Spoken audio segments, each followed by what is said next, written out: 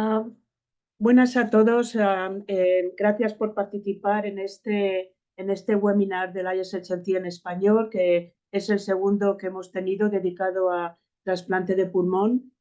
Tenemos tres discusiones muy interesantes de tres importantes ponentes.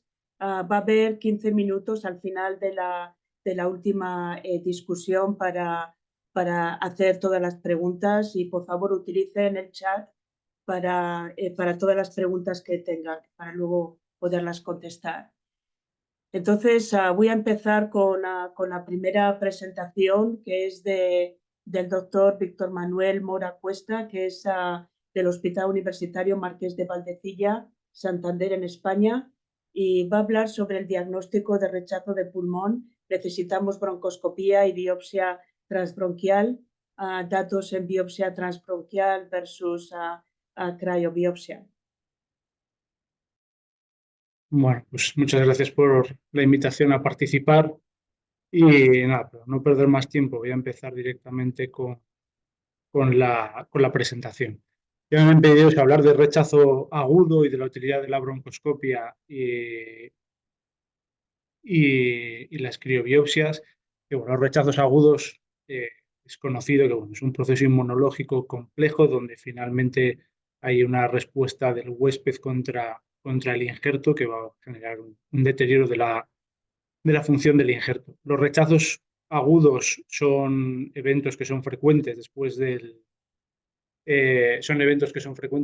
trasplante. Según los datos que tenemos de ISHLT, pues hasta un 30% de los pacientes tienen algún episodio de rechazo desde que son dados de alta hasta que se cumple el primer año del trasplante, y con algún episodio de rechazo agudo tratado desde el alta hasta el primer año del trasplante en torno a un 28%.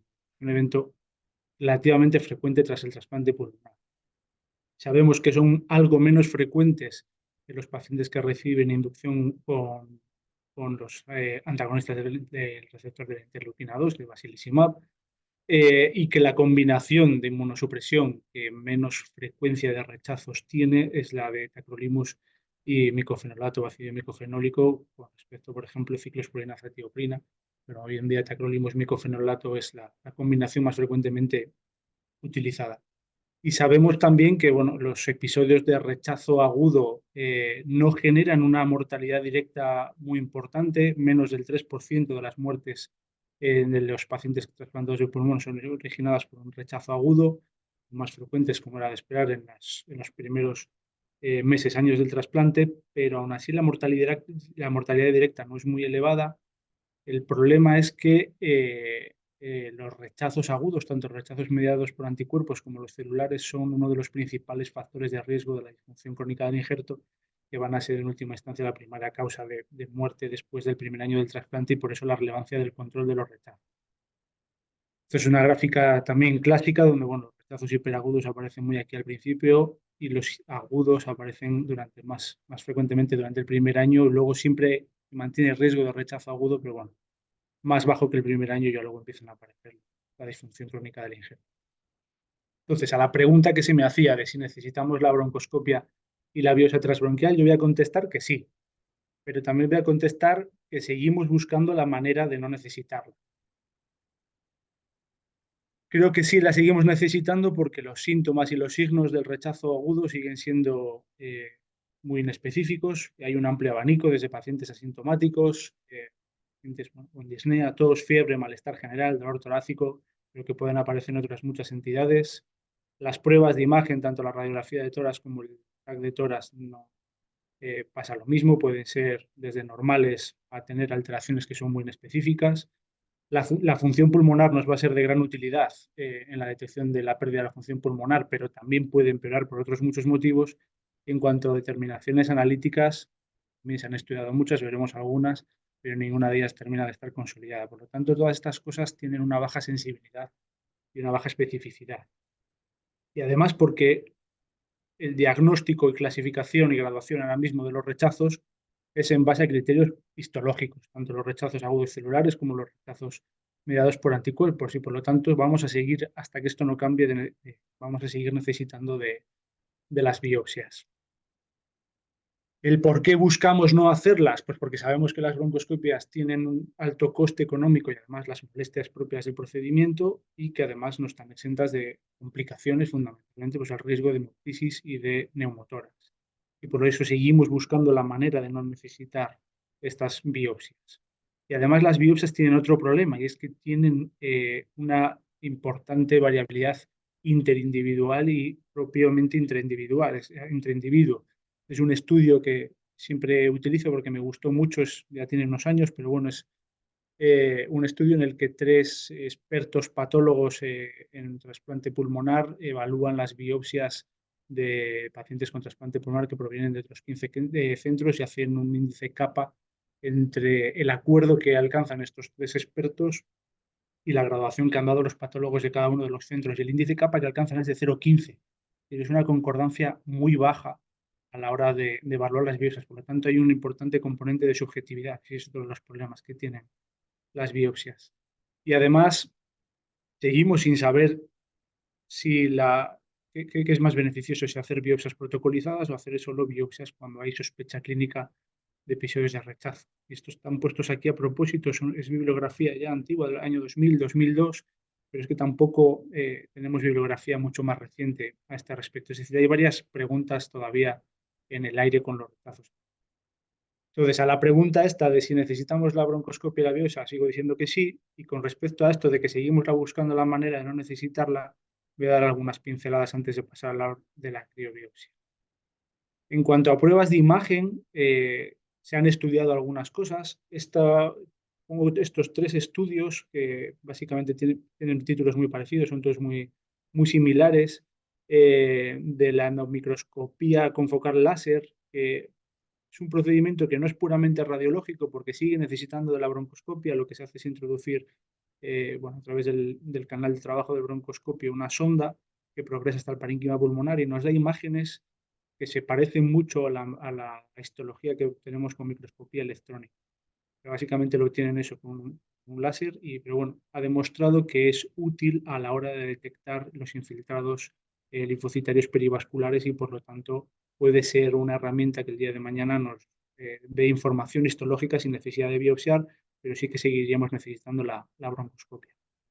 Hay otro estudio, hay más estudios, no los puedo reflejar todos, pero bueno, este es otro donde se utilizaba un PET con linfocitos marcados con glucosa y bueno, demostraron que las zonas del parénquima pulmonar en donde había mayor depósito de linfocitos marcados con glucosa, pues coincidía con las áreas de mayor infiltrado linfocitario en la histología y podría ser otra herramienta para detectar rechazos. Sin embargo, pues, artículo del año 2013 y no ha tenido mucho más recorrido.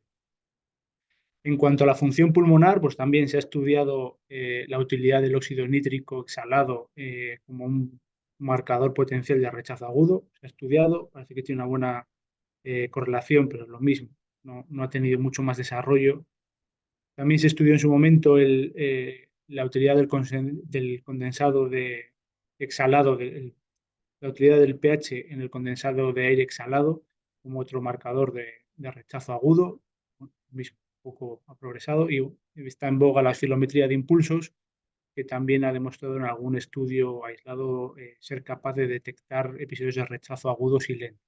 Sería otra herramienta más, pero no está disponible en todos los centros y además tiene una interpretación un tanto compleja.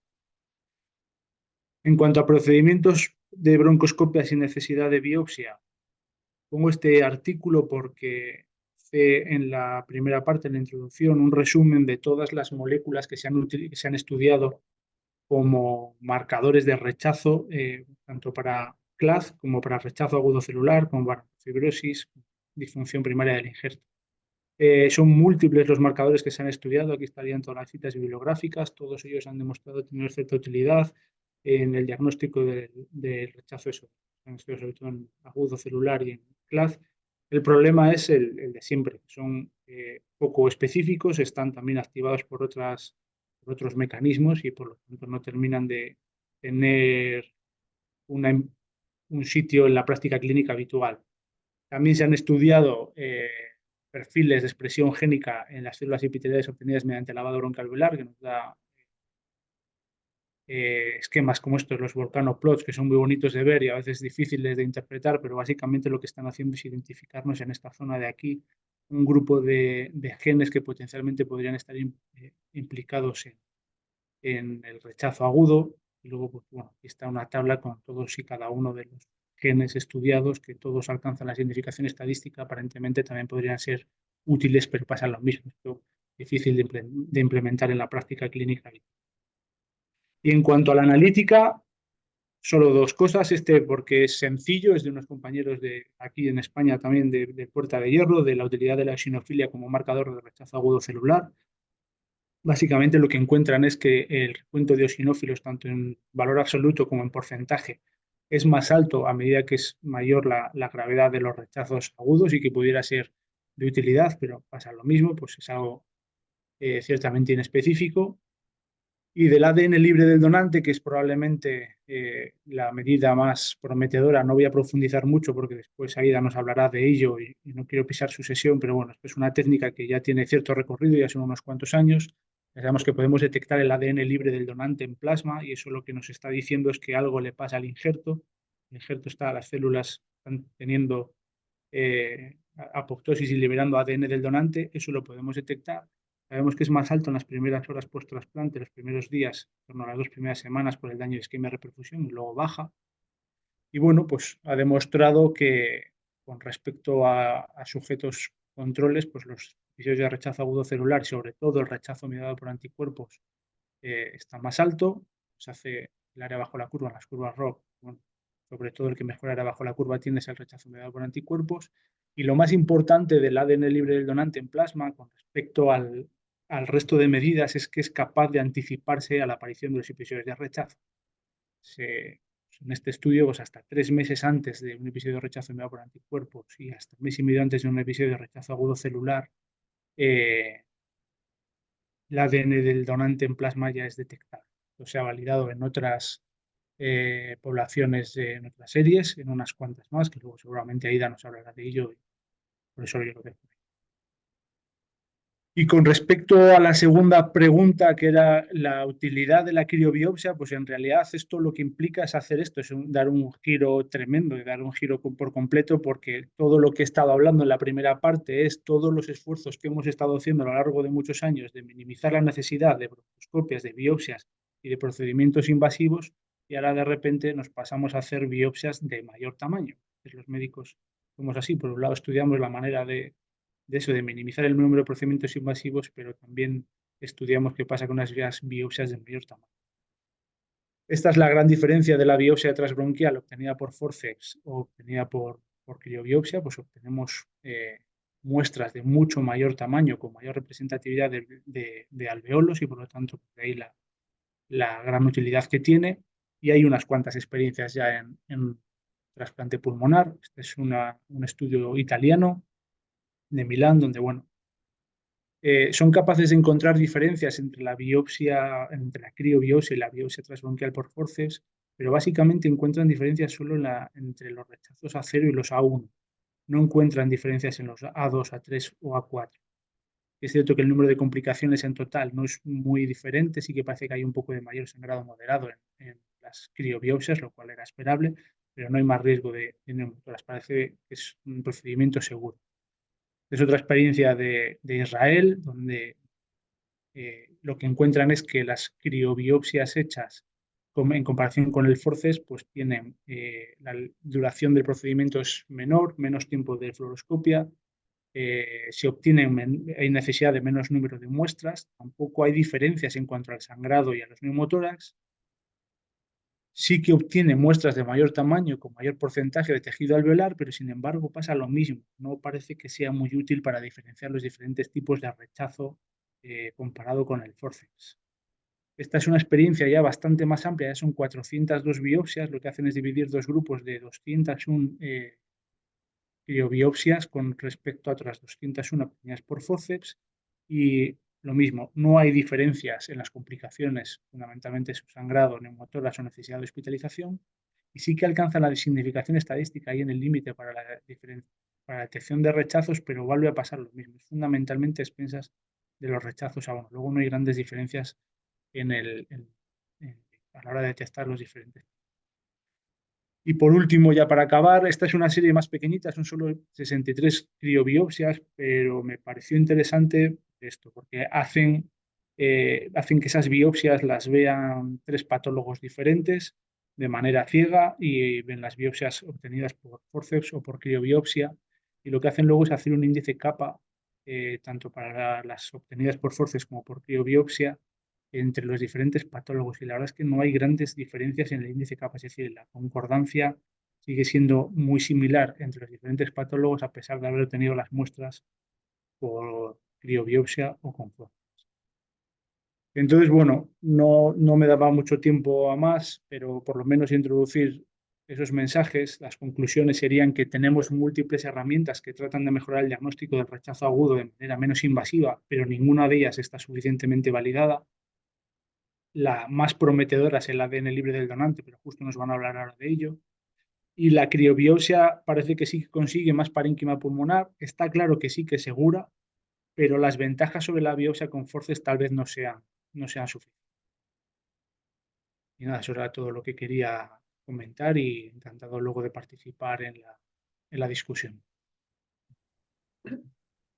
Gracias, Víctor, por tu estupenda presentación y siguiendo con el tema de diagnóstico de rechazo de pulmón, quiero presentar a la doctora Aida Venado Estrada, que ella viene de la Universidad de San Francisco y va a presentar precisamente lo de la parte esta del cell-free ADN y cuál es la validez y los estudios. Hola, ¿qué tal? Mucho gusto en estar aquí. Muchas gracias por la invitación y vamos a platicar acerca del ADN extracelular del donante en trasplante pulmonar, el Donor-Derived Cell-Free DNA. Ahora, para empezar, esta tecnología que parece relativamente nueva en su aplicación en trasplante pulmonar, realmente no es una tecnología tan nueva. La detección de ácidos nucleicos circulantes, el ADN y el ARN, es algo que ya lleva desde 1948, cuando por primera vez se detectó que circulaban libremente en el plasma. En ese sentido, realmente la detección de ácidos nucleicos se ha convertido en una biopsia líquida. Ahora, interesantemente, se detectaron incluso antes de que se descubriera la estructura helicoidal del ADN y su aplicación ha sido diversa. Por ejemplo, en la detección del ADN fetal ha permitido diagnóstico prenatal, también ha permitido diagnóstico de cáncer y fue en 1998 que por primera vez se descubrió ADN circulante que provenía de donador en pacientes que habían recibido trasplante de riñón y trasplante de hígado. Y también en ese año se detectó el ADN del virus de Epstein-Barr en pacientes que tenían cáncer. Entonces, estas son 4 aplicaciones de los ácidos nucleicos circulantes como biopsias líquidas. Ahora, ¿qué es el ADN extracelular circulante en plasma? Bueno, pues el ADN usualmente está dentro de las células, pero en casos de muerte celular, ya sea por apoptosis o por necrosis, se libera hacia la circulación sanguínea y entonces podemos detectarlo en el plasma. Ahora, estos fragmentos de ADN extracelular tienen una vida media estimada de 16 minutos a 2.5 horas y se excretan en orina o se degradan por los macrófagos en el hígado y en el vaso. Por lo tanto, este ADN circulante sirve como indicador de la tasa de muerte celular y de los tejidos. Y se estima que el plasma contiene de 10 a 100 billones de fragmentos de ADN por mililitro, entonces es relativamente abundante.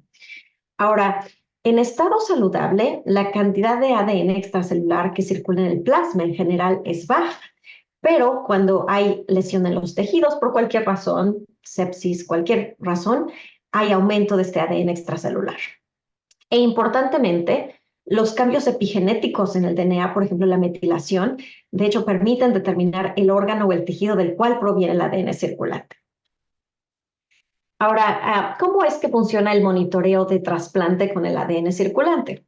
En este caso, en esta figura, tenemos un paciente que ha recibido un corazón y pues esta persona en su plasma hay dos genomas que circulan. Está el DNA que proviene del receptor y está el DNA que proviene del corazón donado.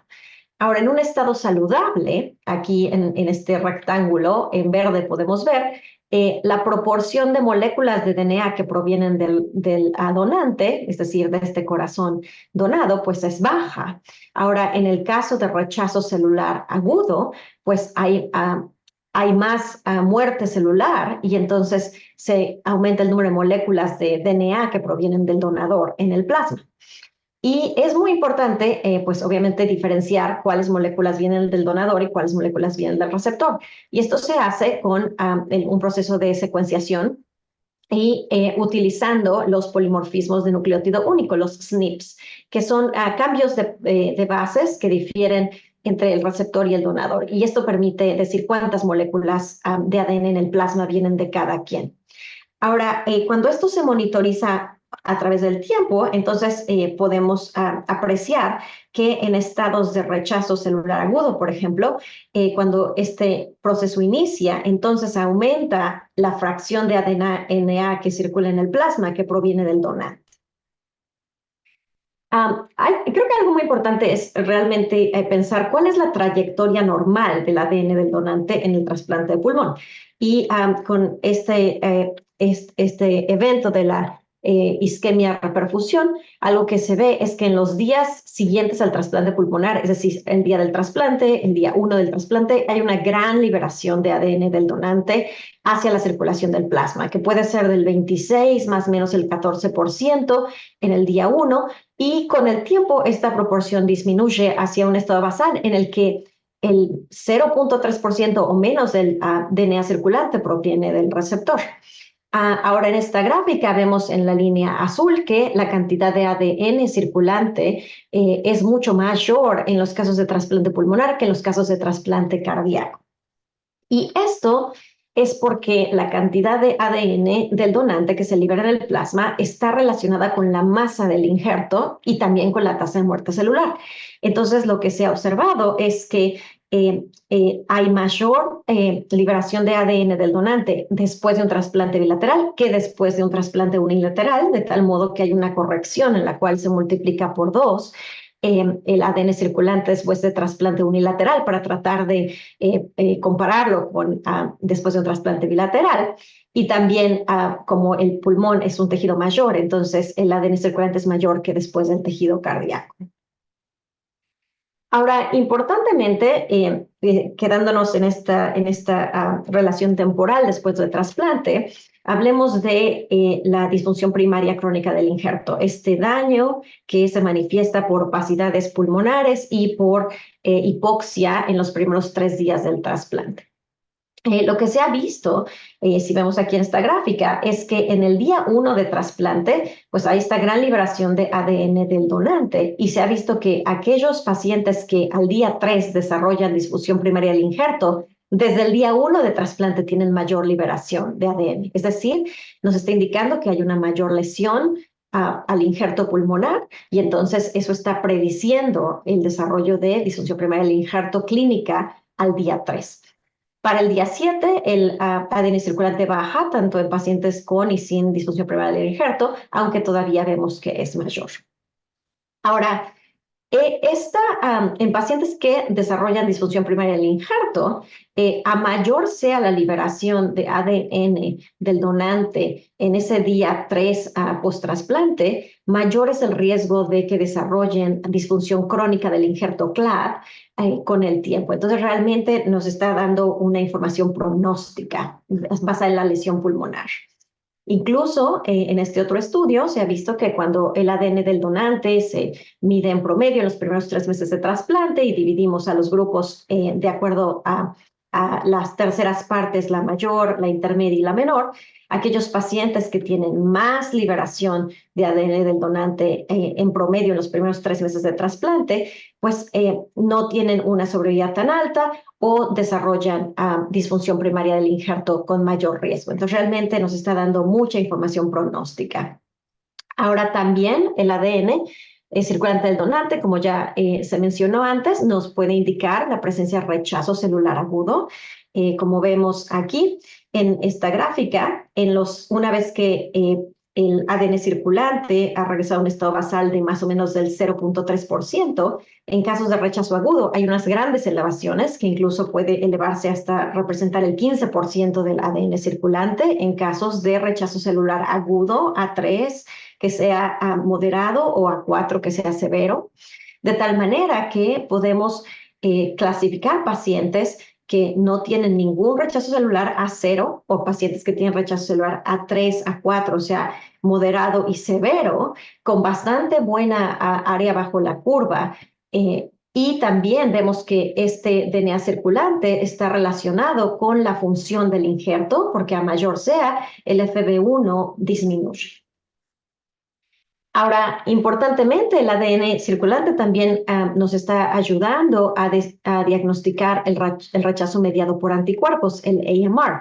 Como sabemos, ahorita el rechazo mediado por anticuerpos se diagnostica en la presencia de anticuerpos específicos al donante, y también tiene que haber evidencia de lesión, ya sea porque baja la espirometría o porque tenemos cambios histopatológicos. Eso quiere decir que el diagnóstico se realiza realmente de manera más tardía. Y algo que se ha visto es que la proporción de ADN del donante circulante correlaciona con la carga de anticuerpos específicos cuando esta se mide con el M5.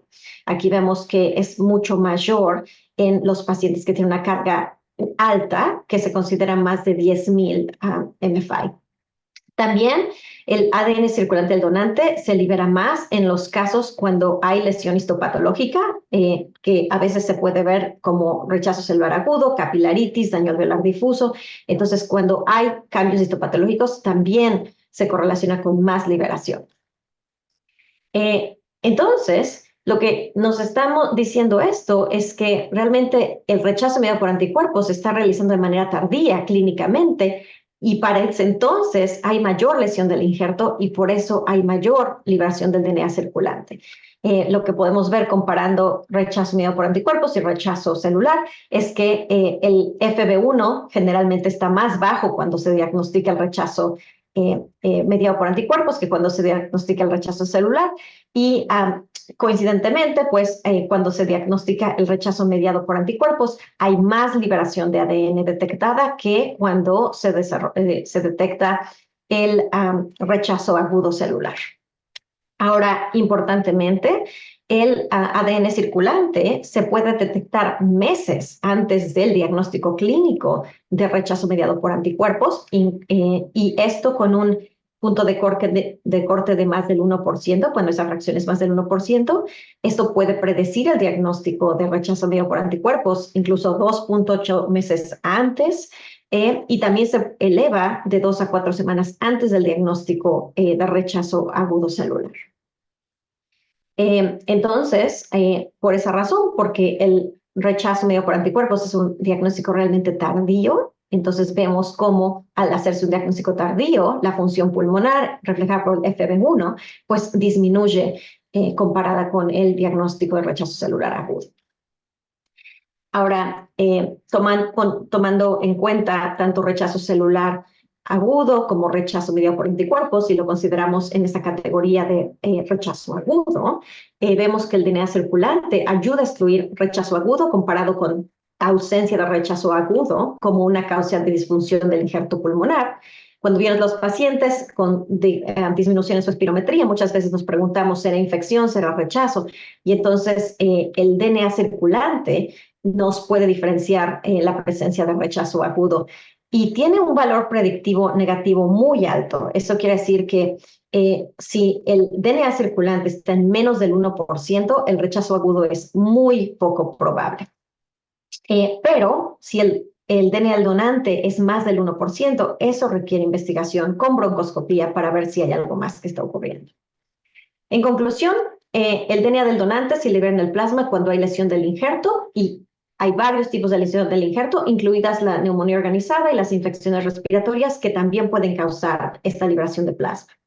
El DNA del donante aumenta antes de que haya manifestaciones clínicas o histopatológicas, entonces realmente da la oportunidad de tener una monitorización más proactiva. E importantemente, a mayor lesión del injerto, hay mayor aumento del DNA del donante y eso predice mayor riesgo de disfunción crónica del injerto pulmonar. Entonces nos está dando información pronóstica a muy largo plazo. La pregunta final de todos es, bueno, puede ser que el monitoreo de DNA del donante guíe el seguimiento del trasplante y les recomiendo este excelente artículo de Perspectiva donde los autores nos muestran maneras en que seguir la trayectoria del DNA del donante de un paciente a lo largo de su tiempo de trasplante nos puede indicar diferentes acontecimientos. Con eso, les agradezco mucho su atención y también a mi equipo. Muchísimas gracias. Estupenda presentación, como siempre, Aida. Y ahora, pues, quería presentar al tercer ponente, que es el doctor Víctor Manuel Mendoza Romero, del Instituto Nacional de Enfermedades Respiratorias Ismael Cosío Villegas, Ciudad de México, que va a hablar sobre qué hacer en pacientes que están altamente sensibilizados en el pretrasplante con un nivel alto de PRA, datos actuales sobre terapias de tratamiento pretrasplante y manejo peri- and post-trasplante. Muchas gracias. Muchas gracias por la invitación a participar en este webinar. Es para mí un gran honor estar compartiendo estos temas con grandes especialistas del trasplante pulmonar a nivel mundial. Bueno, para continuar con los temas, como lo decían, a mí me tocó hablar acerca de qué hacer en estos pacientes altamente sensibilizados con obviamente con PRA elevado. Entonces, bueno, pues, ¿cómo definimos a los pacientes sensibilizados? Son aquellos pacientes que tienen uno o más anticuerpos anti-HLA dirigidos contra potenciales donadores. Esta sensibilización puede darse por muchas causas, donde la principal causa es pacientes con múltiples embarazos, principalmente aquellos que tienen diferentes padres, pero también puede presentarse en el contexto de enfermedades autoinmunes, en pacientes con trasplante previos, infecciones, transfusiones e incluso exposiciones ambientales. Estos pacientes con PRA elevado tienen una gran importancia porque tienen al final un pool reducido de donadores disponibles para ellos, lo que los lleva a tener tiempos en lista de espera elevados y alta probabilidad de fallecer en lista de espera. De hecho, en muchos centros de trasplante a nivel mundial, a este tipo de pacientes no se les considera para ingresar a una lista de espera. Son pocos los centros que pueden que consideran de entrada a los pacientes altamente sensibilizados para poder realizar todo el estudio y enlistarse y en su momento trasplantarse. Los pacientes sensibilizados y el acceso al pool de donantes es una situación que debe de importarnos a todos los que vemos y los que estamos inmiscuidos en los programas de trasplante pulmonar, ya que tiene cuestiones bioéticas referentes a equidad en salud, afecta principalmente a mujeres afrodescendientes o hispanas, y estas agravan las múltiples barreras que ya existen de entrada en el contexto de trasplante pulmonar, principalmente en países de Latinoamérica. Ahora bien, el panel reactivo de anticuerpos, expresa formalmente el grado de sensibilización y va del 1 al 100, y con la gran mayoría de los programas de trasplante pulmonar lo utilizan como una métrica para encontrar, una métrica de dificultad para poder encontrar donadores HLA compatibles. Ahora, ¿qué pasa con los pacientes altamente sensibilizados? Por definición, son aquellos que tienen un PRA mayor o igual al 80%. Esto quiere decir que solo el 20% de los donadores podrían ser compatibles con este paciente candidato a recibir un trasplante de pulmón. Estos pacientes permanecen casi el doble de tiempo en una lista de espera comparándolo con los pacientes que no están sensibilizados. Un tercio de estos pacientes puede llegar incluso a recibir el trasplante después de un año de estar en lista de espera. El 52% tiene menos probabilidad de recibir un trasplante pulmonar y hay un 92% de más posibilidad de morir en espera de un órgano. Es una población que es importante considerar en nuestros programas de trasplante. Los anticuerpos donadores específicos, tratando solamente de recordar algunos conceptos, existen los preformados, que son aquellos que se encuentran antes del trasplante, y los de novo, que son aquellos que se desarrollan posterior a la realización del trasplante y que presentan una incidencia muy variable, entre el 5 y 35%, dependiendo de diferentes factores de tipo inmunológico, clínico, la técnica que se utiliza, etc. Bueno, pues varios estudios han demostrado que la alta probabilidad de complicaciones al realizar un trasplante en presencia de anticuerpos donador específico, como rechazo hiperagudo y el mediado por anticuerpos tempranos. Sin embargo, a pesar de que se eviten todos los anticuerpos donador específicos en el momento del trasplante, esto no garantiza que en el postoperatorio llevemos un trasplante exitoso, ya que hay una mayor probabilidad de que desarrollen anticuerpos donador específico de novo y asociándose a rechazos, eventos de rechazo. ¿Qué hacemos para evaluar a estos pacientes? ¿Cómo hacemos la evaluación de los anticuerpos? Pues las pruebas de histocompatibilidad, el objetivo es buscar estos DCAs preformados y son anticuerpos que se dirigen contra el HLA de clase 1 y de clase 2 y el caracterizar estos anticuerpos con las nuevas tecnologías y estratificarlos según el riesgo nos ayuda a tener más o menos la idea de lo que podría suceder en el post-trasplante. Al momento de evaluar nosotros a estos pacientes que tienen un PRA elevado, examinamos el suero utilizando el single antigen y produciéndose en esta prueba una medición de intensidad de fluorescencia que va de 0 a 20,000 y que esto nos permite darle una categoría de riesgo a estos anticuerpos, que va de 1,000 a 3,000 para un riesgo bajo, de 3,000 a 5,000 para un riesgo intermedio y más de 10,000 para un riesgo alto.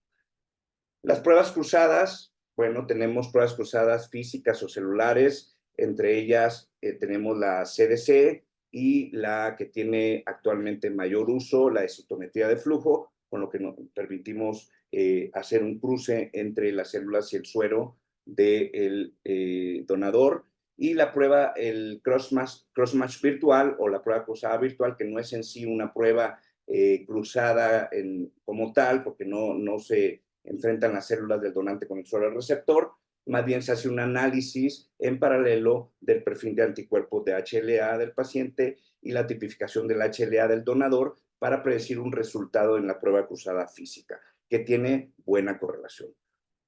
Junto con las características clínicas y los datos que obtenemos por parte del laboratorio de inmunogenética, nosotros podemos tener perfiles de riesgo individualizados, lo que nos puede guiar en la terapéutica que vamos a realizar con estos pacientes. Por ejemplo, la decisión de aceptar un órgano para un receptor en presencia de un anticuerpo de Q5 con una intensidad de fluorescencia de 6,000 será diferente si se sabe que este anticuerpo tiene un título menor de 3,000, una dilución de 1 a 4 y que no se une a complemento. Por el contrario, si un receptor tiene un anticuerpo A2 dirigido con una intensidad, dirigido al donante con una intensidad de 6,000, con un título de 1 a 16 y que se une al complemento, por supuesto que la decisión de trasplantar va a requerir una estrategia muy diferente e incluso agresiva.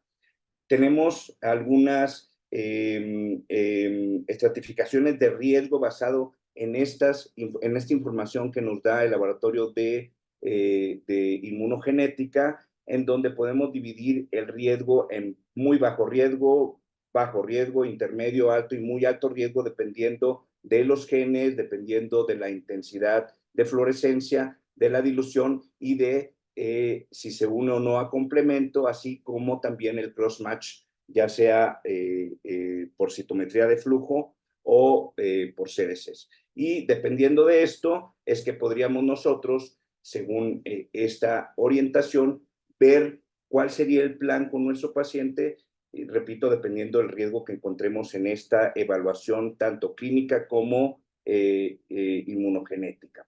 Y aquí, por ejemplo, en pacientes que tienen muy bajo riesgo, realmente se haría el trasplante, se utilizaría una inmunosupresión estándar y se monitorizaría los DCA de manera rutinaria, como se hace normalmente. En pacientes con bajo riesgo se procede al trasplante, pero se considera una inmunosupresión estándar, agregando posiblemente una plasmaféresis, así como inmunoglobulina y el estudio de cross-match retrospectivo. En el paciente con un riesgo intermedio, hay que considerar, dependiendo de la situación clínica del paciente, si se realiza o no se realiza el trasplante. Si se realiza, vamos a considerar hacer una inducción, ya sea con timoglobulina o con cualquier agente para inducción, hacer la desensibilización con plasmaféresis transoperatoria, inmunoglobulina al terminar las sesiones de plasmaféresis, inhibidores de proteasome o rituximab basado en las características clínicas que en ese momento presente ya el órgano trasplantado. Y pacientes con alto riesgo, considerando su situación clínica, si se considera por algún tipo de urgencia o porque el paciente está ya muy limítrofe, igual hay que hacer el cross-match prospectivo, la inducción con citolíticos, inmunosupresión y para desensibilización con plasmaféresis transoperatoria o plasmaféresis en las siguientes sesiones, inmunoglobulina, rituximab, etc. En aquellos pacientes con muy alto riesgo, pues no se realizaría el trasplante. En cuanto a estas estrategias de desensibilización, que es mucho lo complejo en este tipo de pacientes, en el caso de estas estrategias preoperatorias, se basa principalmente en aumentar la inmunosupresión, que puede ser con agentes citolíticos como la timoglobulina o la globulina antitimocito, plasmaféresis, inmunoglobulina humana y agentes dirigidos contra células B o contra células plasmáticas. Sin embargo, hay muy poca evidencia de que mejoren los resultados con estos manejos previos a la cirugía. No se ha observado una reducción consistente en los niveles de anticuerpos, se ha visto que se elevan los costos y a veces los pacientes terminan sin trasplantarse. Los pacientes, una vez trasplantados, las complicaciones infecciosas son importantes y pueden fallecer por estas mismas complicaciones, y puede haber un efecto de rebote en la producción de anticuerpos, incluyendo los anticuerpos donadores específicos. Tenemos también estrategias perioperatorias en las cuales la situación con estas estrategias es que no están estandarizadas. Si nosotros vemos diferentes programas, diferentes protocolos de programas de trasplante pulmonar de grandes volúmenes, pueden variar en cuanto a sus protocolos y a varios centros de estos tener buenos resultados con sus protocolos. Sin embargo, repito, no están estandarizados. Algo importante, y lo que les comentaba al inicio, es que de acuerdo a una encuesta que se hizo en 2020 sobre la lista de espera y el manejo perioperatorio de los candidatos que están sensibilizados, 8 de 57 programas internacionales asignan pulmones a estos pacientes que están sensibilizados. Es algo que tenemos que considerar. Por supuesto que tiene que haber la experiencia y el conocimiento para este tipo de terapias y todo lo que se requiere al realizarla, ¿no? Tenemos, por ejemplo, el programa de trasplante pulmonar de la Universidad de Toronto, en donde se pasan a los pacientes o se realizan desensibilización a los pacientes con un PRA mayor o igual a 30%, en donde se utiliza plasmaféresis perioperatoria, inmunoglobulina humana intravenosa, así como inducción con timoglobulina y con mofetilmicofenolato.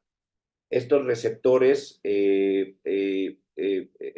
estos pacientes que llegan a tener un PRA positivo, pero unos DSA negativos, recibieron solamente mofetilmicofenolato, y los pacientes no sensibilizados recibieron la inmunosupresión habitual. Y en esta tabla se puede ver cómo en el protocolo de Toronto se tiene también, dependiendo de las características clínicas del paciente, del PRA, se decide si se hace o no se hace el trasplante, y en cuanto al riesgo, dividido en riesgo alto, medio y bajo, dependiendo también de la positividad o no para el PRA, de la positividad para el DSA, del crossmatch virtual, bueno, en este caso sería celular con crossmatch con citometría de flujo o CDC, con lo que se cuente.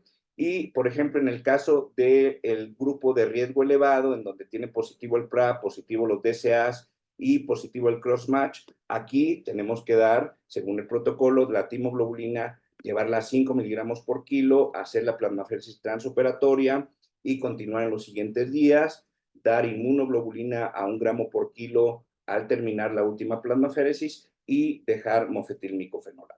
En aquellos pacientes que tienen un riesgo alto, pero tienen por ejemplo, positivo PRA, DSA positivos, pero el crossmatch está negativo, bajamos la dosis de la timoglobulina, la llevamos a 3 miligramos por kilo y el resto continúa.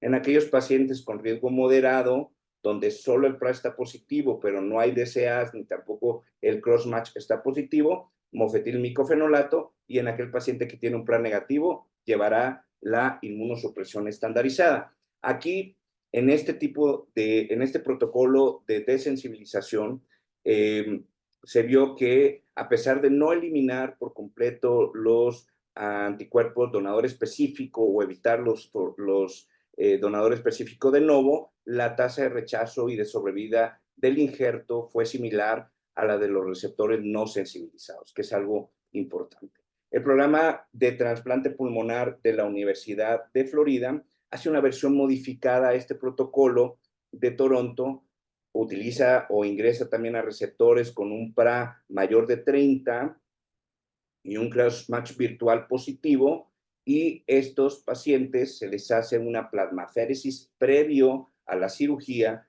en la unidad de terapia intensiva, se les hace una inducción transoperatoria con basiliximab, seguida de 5 sesiones de plasmaféresis ya después de la cirugía, terminando igual se le da inmunoglobulina 1 gramo por kilo, y se le hace una inducción con timoglobulina a dosis de 3 miligramos por kilo si es que tienen un CMV positivo, o 5 miligramos por kilo. En esta, la inmunosupresión de mantenimiento, a diferencia de cómo lo realiza en Toronto, acá se realiza con tacrolimus, mofetilmicofenolato y prednisona, como ya lo mencionaba Víctor en su plática, es el esquema que actualmente se utiliza en la gran mayoría de los centros.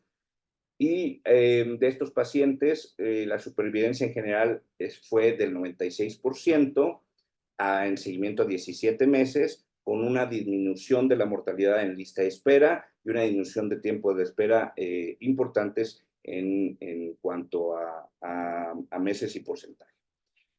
En otro estudio, en un solo centro, con pacientes altamente sensibilizados, recordemos un PRA mayor o igual a 80%, en este paciente se incluyeron 18, en este estudio, perdón, se incluyeron 18 pacientes, y se utilizó un protocolo más agresivo con plasmaféresis, metilprednisolona, bortezomib, rituximab, inmunoglobulina humana, y al terminar no hubo cambios en el PRA ni en la mortalidad.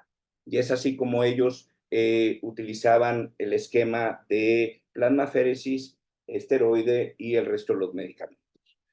En otro estudio, en un solo centro, donde se incluyeron 5 pacientes también altamente sensibilizados, se utilizó un protocolo multimodal donde utilizaban plasmaféresis, rituximab, inmunoglobulina humana, globulina antitimocítica, carfilzomib y belatacept. Con el tiempo seguido de 427 días, todos los pacientes estaban vivos, libres de CLAD y sin episodio de rechazo agudo celular o mediado por anticuerpos. Sin embargo, en este estudio se vieron complicaciones infecciosas importantes. Y aquí también se ve cómo ellos aplicaban el esquema de desensibilización a los pacientes. ¿Qué hay en cuanto a terapias futuras? Pues hay diferentes terapias que están utilizándose ya en otros órganos, principalmente riñón, que es donde se tiene mayor experiencia en la parte de desensibilización, como son las terapias que actúan a nivel del complemento, que es una vía importante, y aquellos que también van dirigidas a las células B, donde también se han utilizado y que muy probablemente en los próximos años o en los próximos meses pudiéramos utilizarlos como parte de los esquemas de desensibilización. Como conclusiones, pues recordar que los candidatos sensibilizados tienen mayor probabilidad de no recibir un trasplante y de morir en la lista de espera. Las más afectadas, las mujeres, principalmente afrodescendientes e hispanas. Hay una disparidad de salud, lo que conlleva a un problema bioético en el contexto del trasplante pulmonar, y es importante que estos protocolos de desensibilización se estandaricen para que podamos seguir un solo protocolo y tener resultados más favorables para nuestros pacientes. Y bueno, el uso de nuevas terapias para desensibilización en trasplante pulmonar podrían mejorar aún los resultados que se tienen hasta el momento. Muchísimas gracias. Ahí está mi correo electrónico, fue un poco rápida, pero bueno, si tienen alguna duda, mis correos electrónicos, yo me encuentro en el Instituto Nacional de Enfermedades Respiratorias en la Ciudad de México. Muchas gracias. Muchas gracias también, Víctor, por tu estupenda presentación y por favor poner todas las preguntas que tenéis en el chat. Hay una de Milena Ortega que pregunta: ¿podemos calificar en bajo riesgo a los pacientes con anticuerpos altos, PRA alto o hipersensibilizados? ¿Dónde está la pregunta, perdón? Déjame ver. Está en el chat esto. Y luego, ¿anticuerpos donantes específicos son los mismos a los anticuerpos anti-HLA? Por supuesto, sí. Sí, sí. La primera pregunta, ¿cuál era, María? Perdóname. Sí, tienes que mirar en el Q. Sí, ahí está. Bien. Milena Ortega nos dice: ¿podemos calificar en bajo riesgo a los pacientes con anticuerpos altos para alto o hipersensibilizados? Pues de entrada no. Tendríamos que ver en cuánto está el PRA, tendríamos que ver si tiene DCAs y tendríamos que ver también el cross-match, ya sea celular o virtual, pero de entrada no podría ser de bajo riesgo. Bien, gracias. Y luego hay una pregunta para el doctor Mora, que es de Gabriel Anguera. Enhorabuena a todos los ponentes por sus charlas. Dice: ¿qué opinas de la necesidad de tratar el rechazo A1? O si consideras que la detección de rechazos agudos de bajo grado de manera repetida harían cambiar el manejo del paciente en cuanto a los esquemas de inmunosupresión, terapias inmunomoduladoras. ¿Tendría justificación en este caso el uso de criobiopsia para su mayor sensibilidad para detectar este tipo de rechazo? Y luego hay otra pregunta para el doctor Mendoza. Sí. ¿Quieres, Víctor? Sí, bueno, contesto al compañero Anguera. En principio, claro, es una de esas preguntas que está todavía también sin resolver a pesar de tantos años. ¿Qué hacer con los rechazos A1? Esto lo revisamos nosotros, por lo menos bibliográficamente, hace un tiempo a raíz de un par de casos de rechazos A1 con peor evolución posterior, y en el fondo tampoco queda del todo claro qué hacer con ellos. Nosotros lo que hacemos en los rechazos A1, antes, reciente rechazo A1 asintomático, antes no tratábamos y hacíamos seguimiento estrecho, y ahora, a raíz de eso, de algunos casos, de algunas experiencias propias, lo que hacemos con los A1s es tratamiento con corticoides orales o con bolos de metilpenicilona, corticoides a dosis altas vía oral, y sí que hacemos biopsia de control en estos casos, precisamente pues para hacer un control y por esa variabilidad que puede haber a la hora de detectar rechazos celulares entre observadores y dentro del mismo patólogo. Yo creo que a día de hoy, por lo menos con la experiencia nuestra y con lo que he revisado de la bibliografía, hacer criobiopsia transbronquial a todo el mundo por sistema, no sé si tiene justificación. Nosotros no la hacemos, hacemos criobiopsia, o sea, hacemos biopsia transbronquial con Forceps porque los resultados que tenemos son buenos, pero de hacer criobiopsias en algún caso seleccionado, estoy de acuerdo, lo haría en esos casos de rechazos a uno, porque efectivamente con mayor parénquima pulmonar y parece que ahí es donde puede ser más sensible a la hora de diferenciar tipos de rechazos. En esos casos sí que estoy de acuerdo con que haría las criobiopsias, pero lo que haría son casos más seleccionados. Ya. Yo tengo otra pregunta, esta es para Aida. Yo creo que la broncoscopía nunca va, o el ADN free cell nunca va a sustituir la broncoscopía. Yo creo que en trasplante de pulmón se va a necesitar la broncoscopía cuando el paciente, para detectar cualquier patología de la vía aérea, infecciones. Pero una de las cosas que hay, por ejemplo, nosotros aquí en Penn, hacemos trasplante de pulmón en pacientes que tienen bronquiolitis obliterans en relación de un trasplante de médula ósea previamente. Y entonces, cuando tú quieres hacer en estos pacientes, quieres detectar el cell-free ADN, es muy complicado porque va a tener varios donantes, ¿no? Sobre todo cuando no son stem cell transplants, que va a tener donantes de lo de la médula ósea, o por ejemplo, si son pacientes que han tenido previamente un trasplante de hígado o un trasplante de riñón y ahora tienen el trasplante de pulmón. Entonces, yo creo que todavía no hay muchos avances en qué hacer con estos cell-free ADN. ¿Puedes comentar un poco sobre ello? Sí, claro, María. Totalmente de acuerdo contigo de que yo creo que hay situaciones en que la broncoscopía es absolutamente necesaria, ¿no? Y yo creo que tenemos que llegar a ese punto en qué tanto podemos disminuir la broncoscopía, pero en qué momentos definitivamente es irreemplazable.